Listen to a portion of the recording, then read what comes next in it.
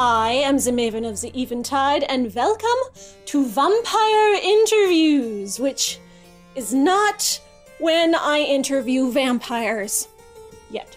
Someday. But tonight, I'm interviewing a very special guest who is not here. Because it's 2020. Need we say more? But fortunately, we have the very dark and spooky magic of a thing called Zoom, which allows us to interview people who make vampire creative properties from anywhere in the world. So please join me as we go to the Zoom to interview Juliet Landau, who you may be familiar with from Buffy the Vampire Slayer, where she played the character Drusilla. Now she's started a brand new vampire project that she wants to tell us all about. It's a film called A Place Among the Dead, and it is coming out very soon, and I actually got the chance to see it a few days ago, and now we get to talk to Juliet herself, the creator of this movie and star of this movie, all about the film and all of the vampire meaning within it. So join me now as we go to Zoom.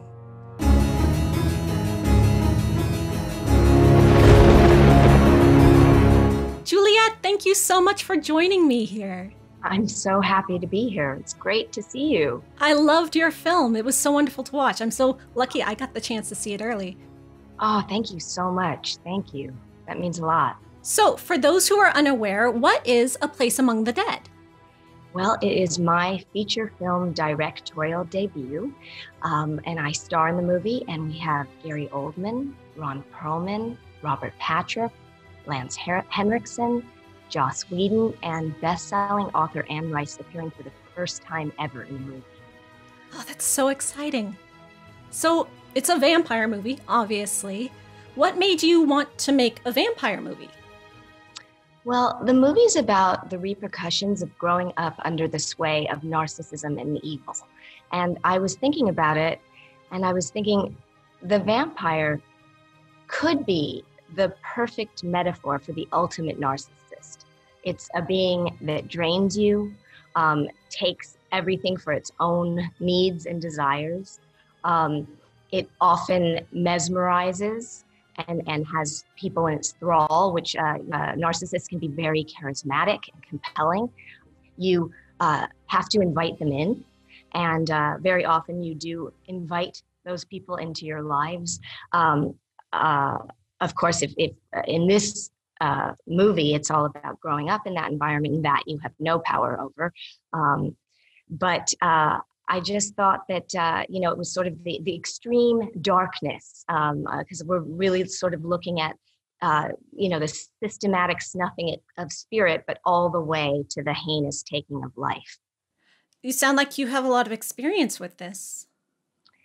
Well, yeah, my husband and I crafted the movie. We both come from similar backgrounds. And first of all, we wanted to use genre to be first, an entertaining movie, but also to kind of lull the audience into a sense of safety to explore unsafe and radical ideas. And so we chose to make the movie searingly personal, to really invite the viewer to do the same, to become the participant, to give voice to what has affected many, and to open up a dialogue. So we crafted it as part fact, part fiction, and part fantastical. And so some of the factual stuff. Is that fact autobiographical? It's a mix. It's definitely a mix of stuff that's real and fictional and fantastical. But we scripted everything. Everything was scripted. Even the interviews are scripted to look spontaneous and look unscripted. They felt completely spontaneous to me. Oh, fantastic. I almost was watching it and thought, do these people even know why they're being interviewed? Because it seemed so natural. Absolutely. And we crafted it so that it was expressing their views and what they felt about the nature of evil and all of those things. So I'm really glad to hear that you felt that way. That's fantastic. So your character is a fictionalized version of yourself. Do you think playing yourself helps really lend that realism to really draw the audience into accepting these ideas? I think so. A lot of the cast, we play alter ego versions of ourselves. And I do think that sort of blur of the lines of what's real and what's not does help. And also, I really play with the first person and the third person. So for a lot of the movie, you're inside the perspective of my alter ego, Jules, and you're inside her experience. And so I did that because I really wanted to make the movie experiential. I wanted it to be visceral and emotional and kind of have the viewer on an unconscious level, experiencing this through the gut rather than through the mind, if that makes sense. For some parts, it does feel a lot like a found footage film. Like it has that visceral, this could be real feel to it. Right. Interesting. Good. So you have prior experience with vampires. You were on Buffy the Vampire Slayer and Angel as Drusilla. Yes.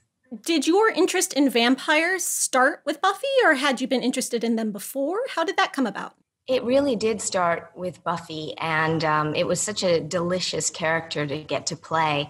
And she was so multidimensional and just, really, really had so many layers. So I loved it. And then when looking in crafting this movie, I thought, well, let me use that. It makes sense in terms of the metaphor and what we're looking at and how to put this. Sometimes I think the great thing about genre and vampire content is you can address really important issues without hitting it directly on the head, Mm-hmm. So you have talked in previous interviews about how you think that all the creatives use vampirism as a metaphor to explore the human condition, but in all kinds of different ways. Mm-hmm. So your way in this movie is that experience and exploration of narcissism. Are there any other ways in this film or ways in particular that you're passionate about? Your favorite vampire metaphors or ones that you really like to use? Well, in terms of this movie, I think, yeah, absolutely. It was exploring narcissism and the nature of evil. I mean, what is evil? Yes. And how we all grapple with that and what's happening, societally right now, and how there's an escalation of all of this. I noticed that. We were talking about the fact that there has been this rampant narcissism, and it feels like everything is escalating and getting worse, and clearly it has been more and more. So it was definitely a part of the film. I mean, we used as a basis, there's a book called People of the Lie by psychologist Scott Peck, and it's all about malignant narcissism and the nature of evil. And it's incredibly fascinating. And he goes into some case studies, and there's also a book called The Fantasy Bond by Robert Firestone. And one of the interesting things, too, is we reached out recently to Dr. Ramani, who is the premier expert on narcissistic personality disorder and narcissistic abuse. And she loves the movie and feels like it's offers an alternative narrative to what's usually talked about. And because it really is a societal taboo to talk about this stuff. And, that's the whole point of the movie is to, I made it very personally, but really to make it universal, to use that as a device so that people, as I was saying, the audience puts themselves in it so that people can, see themselves in it, and or people that they know, and open up a dialogue to really talk about this. But of course, to do it in an entertaining way through art. This topic is so topical right now, especially with an election coming up. With what we've been going through, this movie is really hitting at, I think, a very important time in our culture here in America, yes. At least. It's so interesting because that's one of the things that our distributor, Modern Films, was very excited about, having this dialogue at this moment. I mean, it's interesting because if you look online, people are wanting to talk about this. I pulled up some numbers just to tell you. If you Google narcissism, there are 9,120,000 YouTube videos on the subject. There are 70,400,000 Google results. If you Google psychological abuse, it's 188 million Google results. And then, of course, if you Google vampires, you already know this. There's I never Google vampires. 78 million. Yeah, because vampires are definitely. So that was one of the things is we were like, well, why not tell it through this lens? It's obviously something that people are interested in. But the numbers are just astounding, and it means people are wanting to talk about it. Dr. Ramani, all of her videos get 400,000 to 500,000 views. So, people are needing to say what's going on and can we make a change in what's happening. That's so interesting. And what you were talking about when the discussion of evil. So the film juxtaposes evil in general as something that you can choose. And a lot of your vampire experts talk about what they feel evil is, how to defeat evil, what the opposite of evil is. But if we're looking at the vampire as evil, in this film, you're not sure what the vampire is. So your character also consults a psychiatric expert who talks about, well, if a human were committing these acts, these vampiric acts, they might diagnose them with psychopathy, which is more correctly known as antisocial personality disorder, which is incurable. It's not a choice. It's not something people can choose to do or to fix or to be the opposite of. It's unfortunate. So when we're looking at mental illness and vampire metaphors together, I think that's really interesting because your character also suffers a mental breakdown in the film. It's unclear whether that's a result of the vampire influence, real vampire influence, if vampires are real, or if she's naturally suffering this. And what we're experiencing is in her mental state. And at the ending of the film, without giving anything away, no spoilers, it's left kind of vague, but I want to know what you think that final message is. Is there hope for the future here? What do you think? Well, I have a definite viewpoint about it, and I've left clues throughout the movie. It might take multiple viewings to sort of find them all, but also I'm really interested in what each person thinks about that. What was your takeaway? What did you feel in terms of that? I've only watched the film once, very recently, so it's still marinating, but my initial reaction was she succumbed. It's not hopeful. There's no hope here. There's no escape. If you're going to be a victim of a vampire or of a mental illness or of people who are sucking your life force away in some other vampiric way, like narcissists, doom and gloom, which I don't want to believe, but that was sort of the feeling that I got. And it really touched me and it was so heavy. And I thought, people in the world are going through this every day and what can we do? And it sort of left me with those kind of questions. Like, if this character didn't defeat this force, I don't want to call it evil because, some of these things are uncontrollable. Who can and how can we? Those were my thoughts just from my first watching. I think that's really powerful. It's interesting because I think the whole struggle is between sort of the light and the dark. And I think one of the things that Dev and I, who's my husband is Dev, really looking at is we wanted to look at the voiceover in the film. Neither of us had ever heard a voiceover in movies that sounded remotely like the inside thoughts in our minds.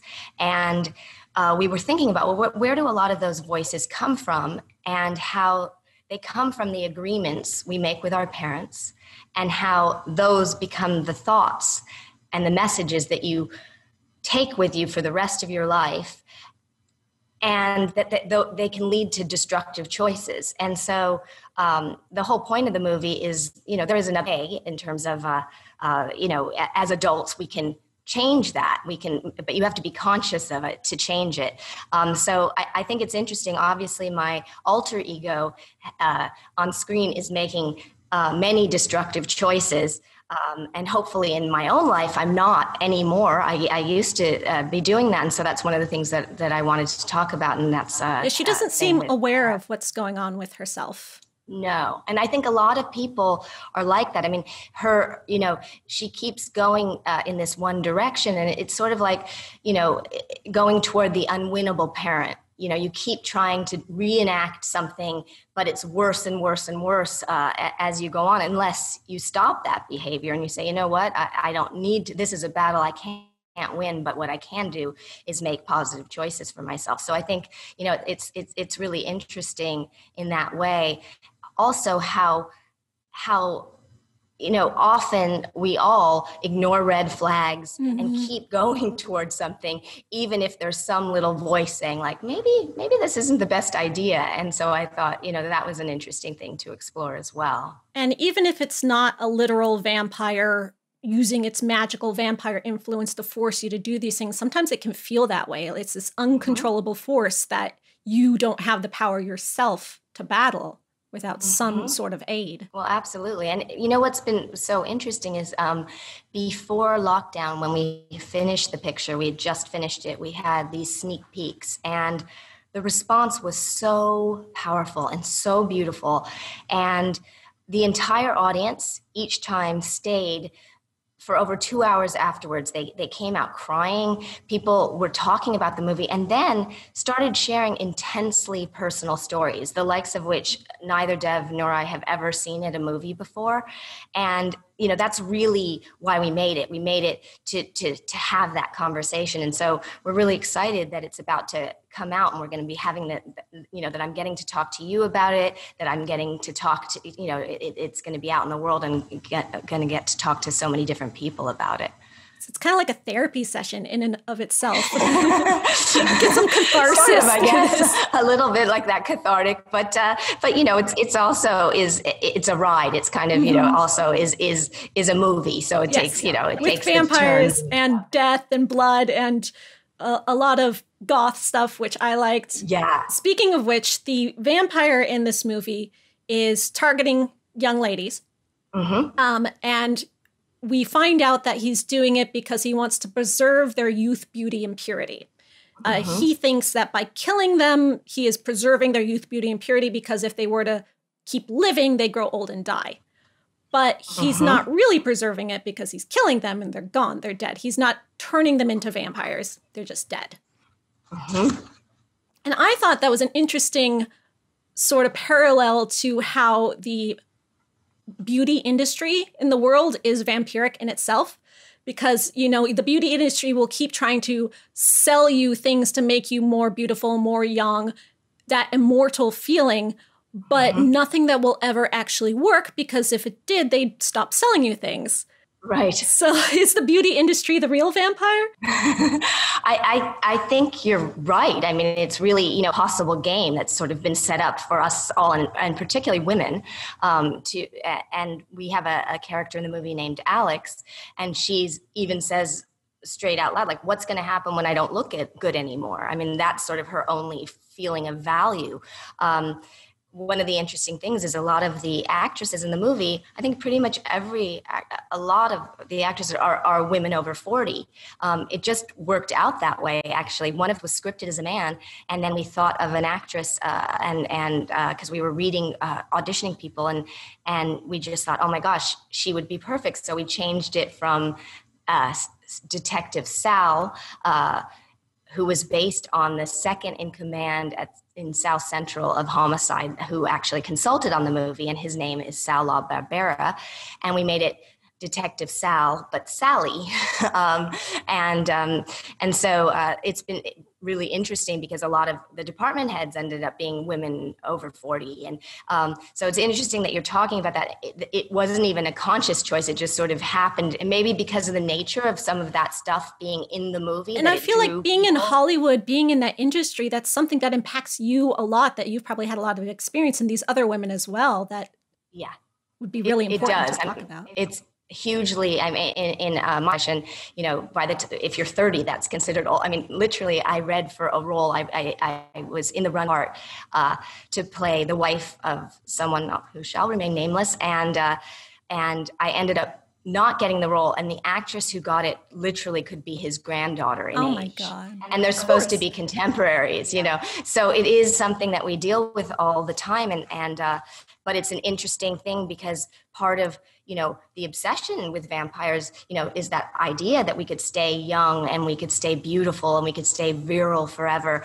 And but I think what you're saying absolutely about the you know, the advertising and all of that stuff, it's this, you know, impossible goal that none of us can ever reach. You have that character Alex who says, I wish I could be a vampire. Why isn't he coming for me? I would actually like it. And then I think it's Anne Rice who also says, who wouldn't want to be a vampire? You're young, immortal, glamorous forever. But the vampire in your movie is not glamorous. You didn't go that route. No. Can you talk about that difference? Yeah, I mean, and obviously, you know, I played a vampire that was very glamorous on Buffy and loved playing that. I thought in this context, it was important that there is nothing.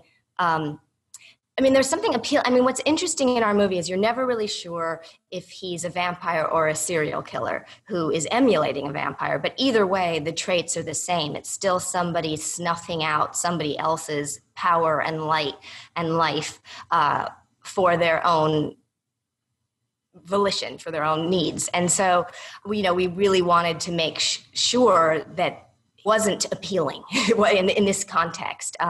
What's interesting is we have a character of one of the girls who's murdered her mother, who actually confronts my character about, you know, glamorizing having played on Buffy, having played a vampire of this character. Oh, right. She accuses you of contributing to people who might think this is good. Right. Oh, that was such a powerful moment in the film. Like, your reaction to that was so shocking. Thank you. Yeah, I mean, it's an interesting thing to contemplate because obviously, you know, in my viewpoint, if you're dealing with vampires, you are dealing with an element that has fantasy. So you're not glamorizing actual murder and mayhem.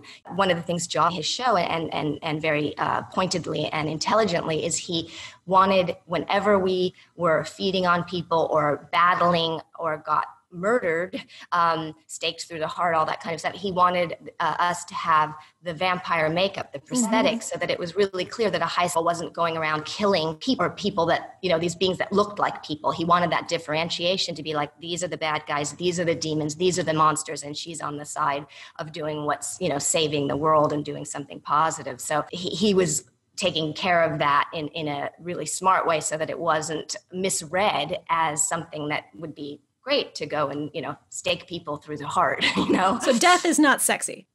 Right. No. Even if you And that's the thing that's interesting in the movie with what you were saying is this idea that killing someone right at the prime of their life while they're still looking pretty, maintain some sort of purity, you know, you're missing out on the incredible journey of what life is and what life experience is, which is not only about your visage, it's about, you know, what you have to offer and the experience of life in itself. So. And I feel so many women, even nowadays, are raised to place their value in how attractive they are to men or the world in general. And if you aren't attractive, you have less value. And so you have to keep working towards that. I think so. And I think it all ties together because, again, it's like that narcissism, you know, we're everybody's being raised in a society where they're taking selfies constantly, and it's all about, you know, looking the best that you can look and all of that kind of stuff. And it seems like it's escalating and getting more and more to be this pressure of, you know, how good am I looking and how, you know, and a superficiality, you know, hey, it's nice to look good. Like, there's nothing wrong with looking good.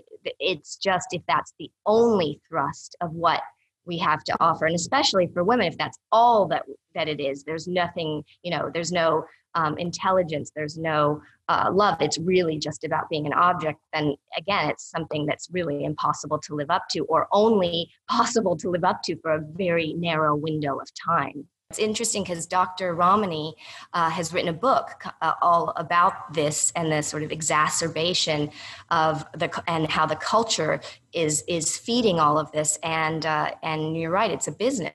We could say capitalism is the vampire. And everybody's buying into it. Yeah. That's a lot going on for one film. This film is just so jam-packed. It's wonderful. Tell me about the release. You got some events coming up? Yes, I'm actually going to look over here so I make sure I say everything correctly. But we do. On October 29th, we have the worldwide virtual premiere, and it's being sponsored by MAC Cosmetics and also by New York Comic Con, and the cast will be attending. On October 30th, we have Halloween Among the Dead virtual preview screening event. It's very Buffy-centric. Harry Groner, who played the mayor on Buffy, actually, he and his wife voiced the parents in the movie, and so he's going to be there.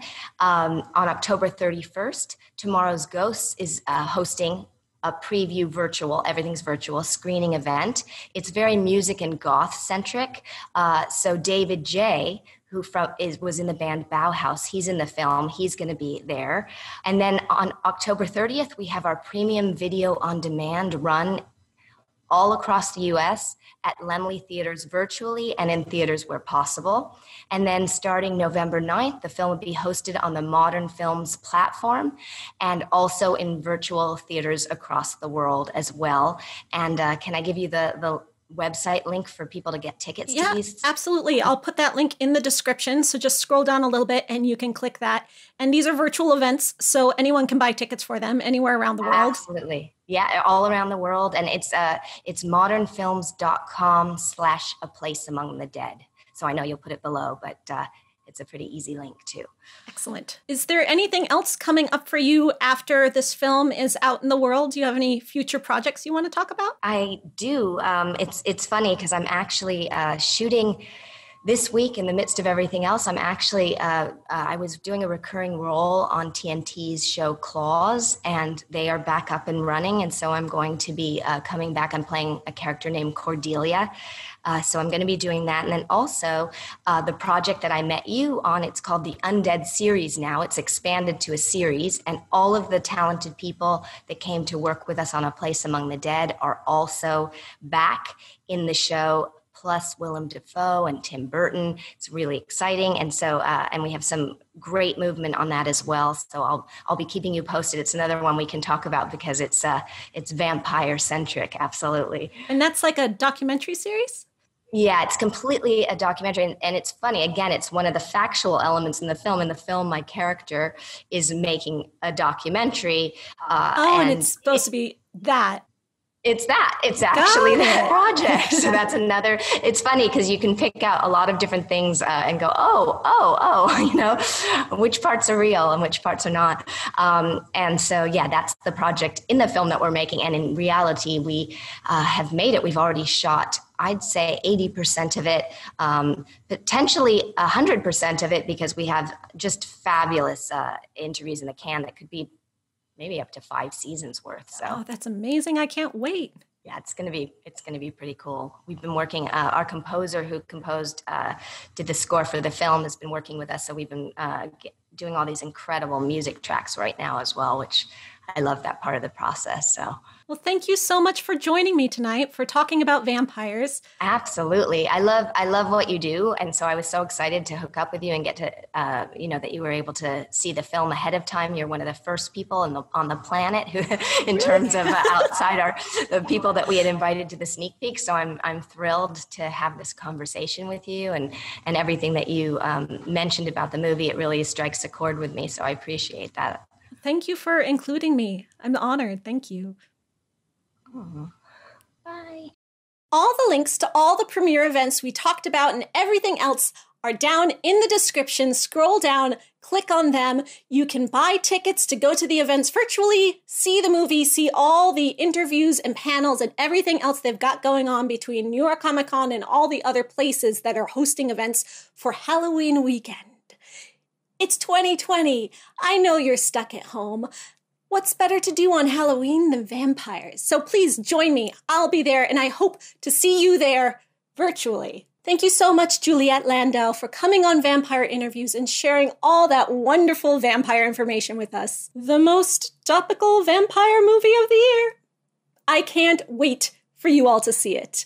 Until then, thank you for joining me. Good night.